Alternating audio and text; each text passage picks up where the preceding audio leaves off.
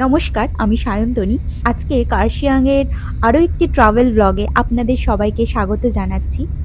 Last ভিডিওতে যেমন আমি বলেছিলাম পরের দিন আমাদের কার্শিয়াংয়ের যে সাইট সিইং সেটা ঘোরার প্ল্যান ছিল। সেই মতো আমরা সকালবেলা ব্রেকফাস্ট করে যথারীতি বেরিয়ে পড়ি। আমাদের যে ড্রাইভার বলা ছিল ওনার সাথেই। ওনার কন্ট্যাক্ট ডিটেলস আমি এখানে ডেসক্রিপশনে দিয়ে রেখেছি। অলরেডি নর্থ বেঙ্গলের যতগুলো সিরিজ আমি আপলোড করেছি সবকটাতেই দেওয়া রয়েছে। আপনারা যারা যেতে চাইছেন আপনারা নিঃসন্দেহে কন্ট্যাক্ট করে নিতে পারেন। আর যারা লাস্ট ভিডিওটি দেখেননি আপনাদের জন্য এই আই বাটন তার সাথে সাথে ডেসক্রিপশনেও দিয়ে দেবো, আপনারা সেখান থেকে চেক আউট করে নিতে পারেন। বৃষ্টি বাদলা অলরেডি শুরু হয়ে গেছে। এখন বলতে পারেন বৃষ্টি হওয়ার সেরকম কোনো সিজন থাকে না, মানে যে কোনো টাইমে বৃষ্টি হতে পারে, পাহাড়ি ওয়েদার যেমনটা হয়ে থাকে। আমাদের আজকের প্রথম যে ডেস্টিনেশন সেটা হচ্ছে চিমনি। কার্শিয়াং শহর থেকে 8 কিলোমিটার দূরে। কার্শিয়াংয়ের আরও একটু উঁচুতে রয়েছে, তো আমরা সেখানে চলেছি। চিমনিতে ঢোকার হচ্ছে টিকিট হচ্ছে 20 টাকা করে পার হেড। ঢুকেই দুদিকে দুটো রাস্তা হচ্ছে ডিভাইড হয়ে গেছে। আমরা শুরুতে ডান দিকে রাস্তা ধরে এগিয়ে চলেছিলাম, আর একটু উঁচুতে গিয়ে উঠছি, সেটা আপনাদেরকে দেখাচ্ছি উঁচু থেকে ভিউটা কেমন কি আসে। যেমনটা দেখা যাচ্ছে সেটা হচ্ছে এটা একটা সুন্দর, এখানে অনেক পাইন ফরেস্ট মানে বিভিন্ন ধরনের গাছগাছালি এখানে সব লাগানো আছে। এইটা কিন্তু একটা heritage park, chimney heritage park বলতে পারেন, যেটা ওই ধরুন বয়স হয়ে গেল 100 বছর পুরনো। এই অনেকটা উঁচুতে উঠে মানে রাস্তা বরাবর করা, রাস্তা বরাবর এলে একটু উঁচুতে একটা বসার জায়গা আছে, সেখানে বসে শুধু সামনের ভিউটা একটু এনজয় করছিলাম। আর তার সাথে সাথে পুরো ভিউটা ক্যামেরা বন্দি করছি, যেটা আপনাদের সামনে এখন তুলে ধরছি, দেখুন একবার। আর ওয়েদার পুরো ফগি হয়ে গেছে।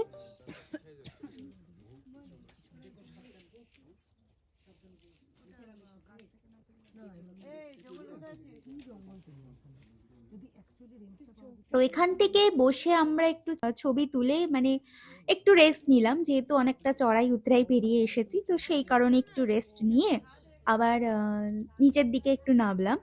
নেবে যে এই যে চিমনি যে এরিয়াটা সেখানে নিয়ে যাচ্ছি, চলুন। এই হচ্ছে মানে এটা হচ্ছে মানে ব্রিটিশ আমলে তৈরি চিমনি, যেটার উচ্চতা 23 থেকে 24 ফুট। এই চিমনিটির মানে ঐতিহ্য এখনো রয়ে গেছে, যেটা হচ্ছে চিমনি হেরিটেজ পার্ক হিসেবে এখন নামকরণ করে দিয়েছে। এটা ওই প্রথম বিশ্বযুদ্ধের সময় থেকেই তৈরি হয়ে এসেছে। আর তো এই হচ্ছে পুরো চিমনি হেরিটেজ পার্ক বা গার্ডেন, যেটাই বলুন না কেন।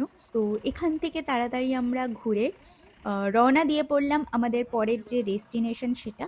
আমাদের পরের যে গন্তব্যস্থল সেখানে তো যথারীতি পৌঁছে গেছি। বৃষ্টি কিন্তু আমাদের সাথে সাথেই আসছে, তো তার আগে টিকিটটা কাটছি। এখানে 20 টাকা করে পার হেড টিকিট। জায়গাটা থেকে নিশ্চয় একটু আন্দাজ করা যাচ্ছে কোথায়, কারণ কার্শিয়াং হিল স্টেশনের একটি হন্টেড এরিয়া। ভারতবর্ষে তো বিভিন্ন হন্টেড এরিয়া আছে, তার মধ্যে আরও একটি অন্যতম হচ্ছে, সেটা হচ্ছে ডাউহিল ফরেস্ট, যেটা কার্শিয়াং হিল স্টেশনেই রয়েছে। কারণ আদৌ সেটা কতটা ভুতুড়ে বা কতটা কি তার তাৎপর্য আছে, সেটার পেছনে নিশ্চয়ই আমি বা আপনি যাব না। প্রাকৃতিক যে সৌন্দর্যটা সেটা উপভোগ করেই আমরা এখান থেকে রওনা দেব। তো তার সাথে সাথে আপনাদেরকেও দেখাচ্ছি জায়গাটা কেমন কি, আর কেমন কি গা ছমছমে ব্যাপার আদৌ সেটা কিনা। এই দুদিকে দেখুন কত লোকজনের ভিড়, কিন্তু আমরা অনেকটা উঁচুতে আসার পরে লোকজনের যে ভিড় সেটা অলরেডি কমতে শুরু করে দিয়েছে। তো ভেতরের দিকে যাওয়া যাক, চলুন।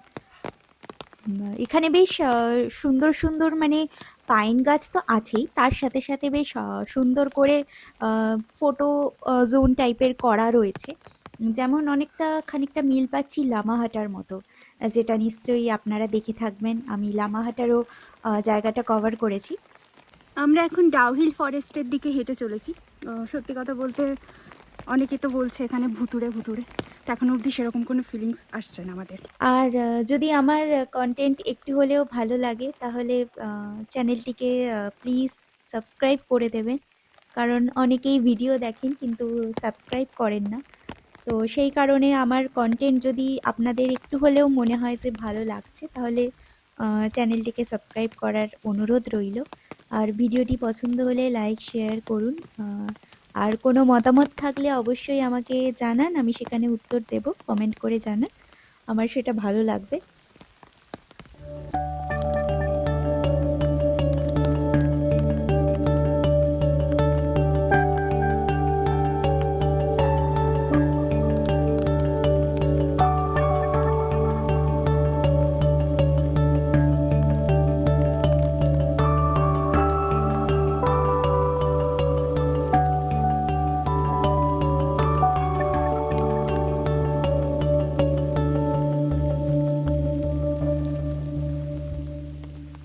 তো আমি আর আমার হাজব্যান্ড অনেকটা উঁচুতে গেছিলাম, তার সাথে সাথে ওই যে দেখা যাচ্ছে তিনজন বন্ধু, ওরা তিনজনই যাচ্ছিল, আর সেরকম লোকজনকে দেখতে পাইনি।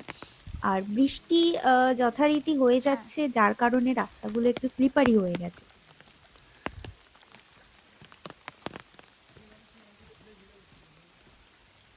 নিচ থেকে আমরা অনেকটাই উপরে এসেছি হেঁটে হেঁটে। অনেকটা রাস্তা বরাবর আসার পরে এইখানে একটা দেখুন ডাউহিল পার্ক, একটা পার্ক মতো করা আছে। তো ভেতরটায় যাচ্ছি, হ্যাঁ, আপনাদেরকে নিয়ে যাচ্ছি, চলুন।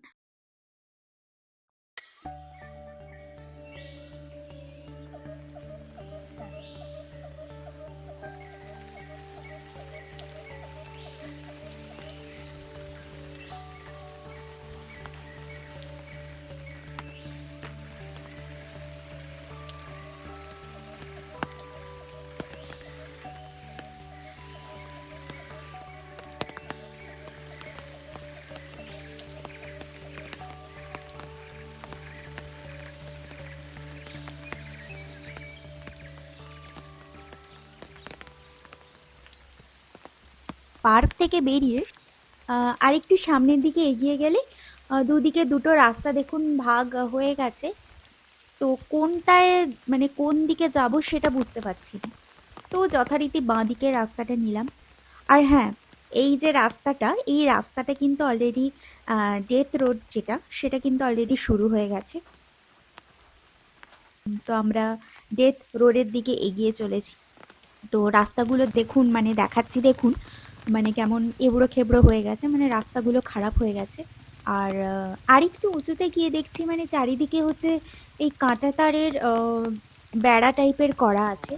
তো সেই কারণে মানে আমরা আর বেশি দূর যাইনি, কারণ আমাদের যে ড্রাইভার দাদা মানে উনি বলেছেন যে কোনো ভুতুড়ে কাণ্ড নয়, এখানে হচ্ছে অনেক তো আপনার লেপার্ড বা চিতাবাঘ জাতীয় পোষ্য অনেক দেখা যায়। ওদের থেকে বাঁচার জন্যে এরকম কাঁটাতারের এরকম বেড়া টাইপের করা আছে। তো সেই কারণেই আমরা আর বেশি উঁচুতে যাইনি। আমরা এতটা, আর তাছাড়া বৃষ্টি বাদলাও হচ্ছিল। তো সেই কারণে আমরা অনেকটাই উঁচুতে উঠেছিলাম। তারপর ওখান থেকে আবার ব্যাক করেছিলাম। তার সাথে সাথে বলে রাখি এই যে চিমনি হেরিটেজ পার্ক আর হচ্ছে ডাউহিল ফরেস্ট, এটা কিন্তু বৃহস্পতিবার করে বন্ধ থাকে। তো দিনটা অবশ্যই আপনারা মাথায় রেখে যাবেন। স্থানীয় বাসিন্দাদেরই কথা, মানে ভুতুড়ে ব্যাপার বলতে এখানে নাকি ঘটেছিল যে মুন্ডুবিহীন কোনো একটা ছেলের বডি নাকি দেখতে পাওয়া যায়। তো এবার কতটা সত্যি, তার তাৎপর্য কতটা, সেটা আমার আপনার আবিষ্কার করার কোনো মানেই হয় না। এবার যে যার মানুষের বিশ্বাসের উপর ডিপেন্ড করছে। তো তারপর ওখান থেকে আমরা ব্যাক করেছিলাম। ব্যাক করার পথে এই জায়গাটা দেখুন, বেশ সুন্দর সুন্দর করে মডেল করে সাজানো রয়েছে। এবার ব্যাপারটা কি বলুন তো, সকালবেলা তো তাই সেরকম কোনো ভৌতিক ঘটনা বা সেরকম কোনো ফিলিং আসবে না। এবার সন্ধেবেলা যদি আপনাকে বলা হয় একা এই ফরেস্ট দিয়ে যাতায়াত করতে, তো আচ্ছা অবশ্যই এইটা আপনাদের ঘুমটাই মনে হবে ভালো। যে হ্যাঁ, পেছনে কেউ আসছে। ফরেস্ট থেকে বেরিয়ে উল্টো দিকেই অনেক মোমোর দোকান আছে, কিন্তু মানে আপনারা এখানে চাইলে খেতে পারেন। মোমোগুলো দারুণ বানায়। এখান থেকে আমরা ফেরার পথে ডাউহিল যে স্কুলটা সেটা দেখলাম। তো এই হচ্ছে সেই স্কুল। স্কুল এখন ছুটি আছে। চট্টগ্রাম দেখা বাপ রে বাপ রে। তারপর এখান থেকে বেরিয়ে আমাদের পরের যে গন্তব্যস্থল সেটা হচ্ছে হনুমান টক। মানে এখান থেকে হচ্ছে কার্শিয়াং শহরটার খুব সুন্দর একটা ভিউ পাওয়া যায়, কারণ হনুমান টকের পেছনে একটা চা বাগান আছে। তো সেখান থেকে কার্শিয়াং শহরটাকে দারুণ লাগে। আই লাভ কার্শিয়াংয়ের যে লোগোটা সেটা এখানে রয়েছে।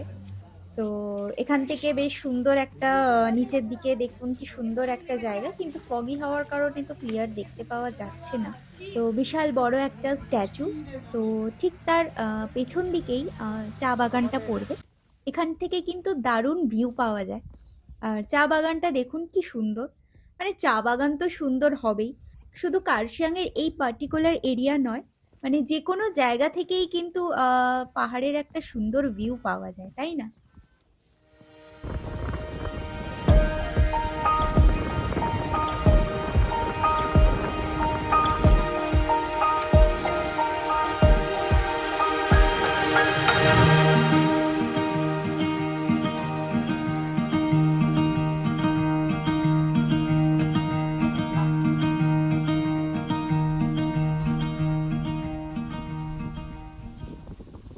এখান থেকে বেরিয়ে আমাদের পরের যে আমাদের ভিউ পয়েন্ট সেটা হচ্ছে গিদ্দা পাহাড় ভিউ পয়েন্ট।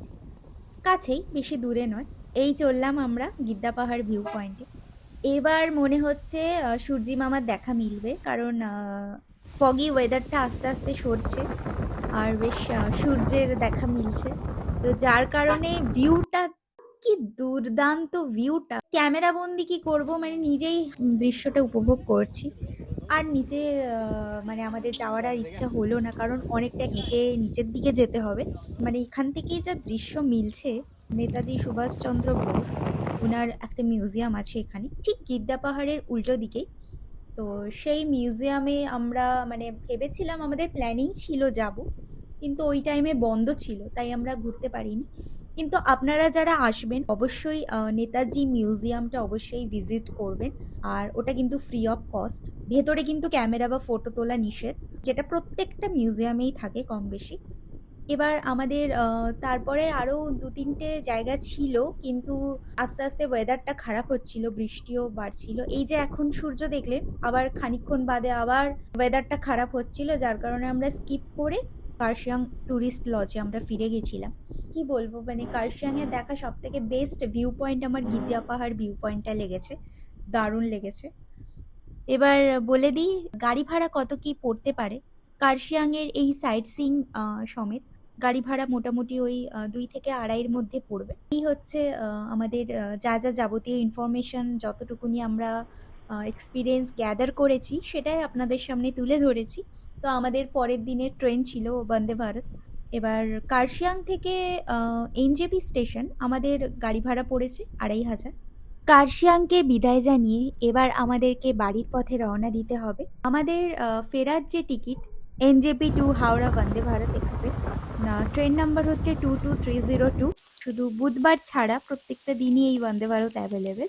তো বুধবারটা অবশ্যই মাথায় রেখে আপনারা টিকিট কাটবেন। দেখা যাক আবার কবে পাহাড় আমাদেরকে ডাকে। তো অবশ্যই ছুটে চলে আসবো সেই ডাকে সাড়া দিতে। আপনাদের সাথে আবার দেখা হবে পরের কোনো ট্রাভেল সিরিজ অথবা নতুন কোনো ভিডিওতে। তো ততদিন আপনারা ভালো থাকুন, সুস্থ থাকুন, আনন্দে থাকুন। যারা ঘুরতে ভালোবাসেন তারা নিঃসন্দেহে ঘুরতে থাকুন। আসি তাহলে, টাটা, বাই।